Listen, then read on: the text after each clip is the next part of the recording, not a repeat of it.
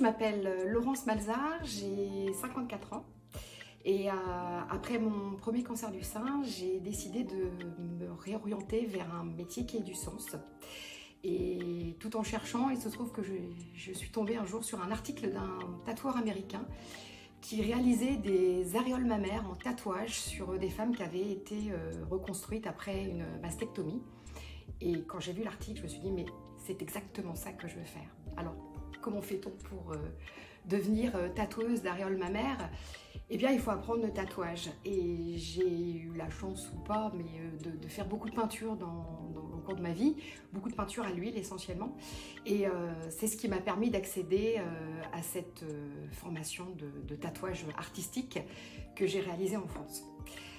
Après, dans un deuxième temps, je suis partie aux États-Unis me spécialiser pour pouvoir apprendre vraiment à faire des aréoles mammaires en trompe-l'œil. Voilà.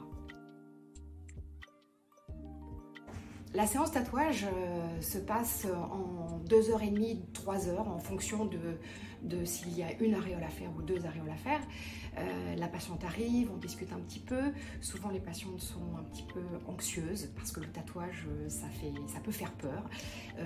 Je tiens à les rassurer, on est sur quelque chose un tatouage très très particulier. On est sur suite à une reconstruction mammaire et on n'a pas du tout la même sensibilité après plusieurs opérations. C'est beaucoup moins douloureux, voire pas du tout douloureux.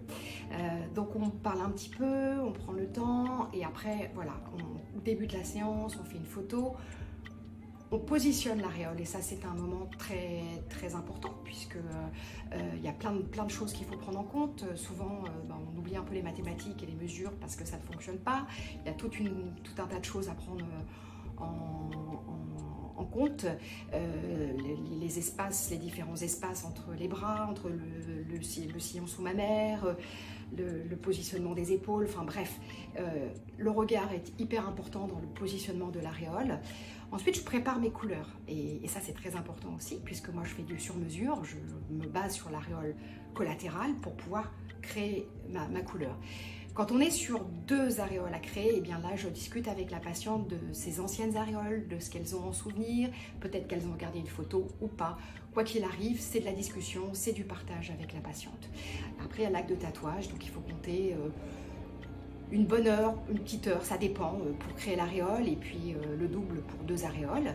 Et puis après, il y a les soins que j'explique, et voilà, et la séance se termine. Voilà. Alors, le mieux, c'est d'aller sur mon site et d'aller dans la rubrique Contact, de m'envoyer un mail, de m'expliquer un petit peu votre parcours brièvement, les reconstructions, les dates des dernières reconstructions, est-ce qu'il y a eu l'hypofilling, est-ce qu'il y a eu une symétrisation, quel type de reconstruction vous avez eu, et si possible, et ça m'aide énormément, de m'envoyer une photo de face, de votre poitrine, de façon à ce que je puisse voir un petit peu, je comprends beaucoup de choses avec une photo, et puis de m'envoyer une photo aussi du sein à tatouer un peu plus près, que je puisse voir les cicatrices, que je puisse voir la peau. N'oubliez pas de m'envoyer votre téléphone, comme ça moi ça me permet de prendre contact avec vous, et avec la photo, eh bien c'est beaucoup plus facile et beaucoup plus aisé pour moi de discuter ensuite avec vous, et à ce moment-là je vous expliquerai un petit peu comment se passe la séance, et puis vous poserez aussi toutes vos questions. Alors oui, j'ai plusieurs anecdotes. Une première anecdote qui me tient à cœur parce que c'est pendant ma formation, quand j'étais vraiment en train de travailler sur le tatouage, que je m'entraînais à l'époque sur de la peau de cochon, bien évidemment. J'ai un jeune homme qui a écouté avec beaucoup d'intérêt ce vers quoi je voulais aller.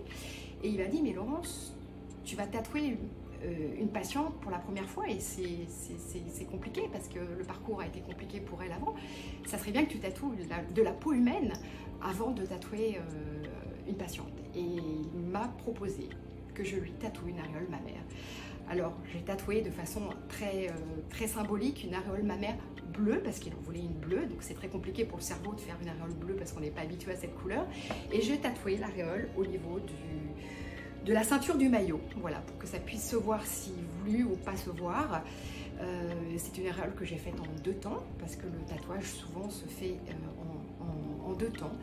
Je lui ai fait avant ma formation aux États-Unis et puis après, de retour, je lui ai réamorcé des volumes, réamorcé les ombrages et je le remercie sincèrement de tout mon cœur parce que c'était ma première aréole sur peau humaine.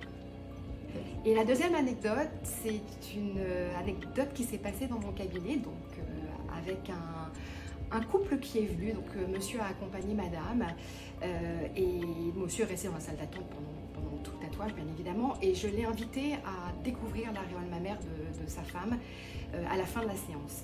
La patiente n'avait pas du tout vu son aréole mammaire et le mari est rentré dans la salle où je tatoue et là je l'ai senti perdu, en train de chercher entre les deux seins et là il a compris où était le tatouage et il était stupéfait et sa femme découvrait dans le regard de son mari l'étonnement de son mari et quelque part je sais pas comment l'exprimer, l'émerveillement ou je sais pas, la stupéfaction, je sais pas, enfin il était et c'était un moment très intense parce que il était heureux, je crois qu'il était très heureux pour sa femme et sa femme le découvrait dans son regard. C'était un très beau moment de partage à trois entre le mari, la femme et puis moi-même quoi, qui découvrait tout ça en même temps.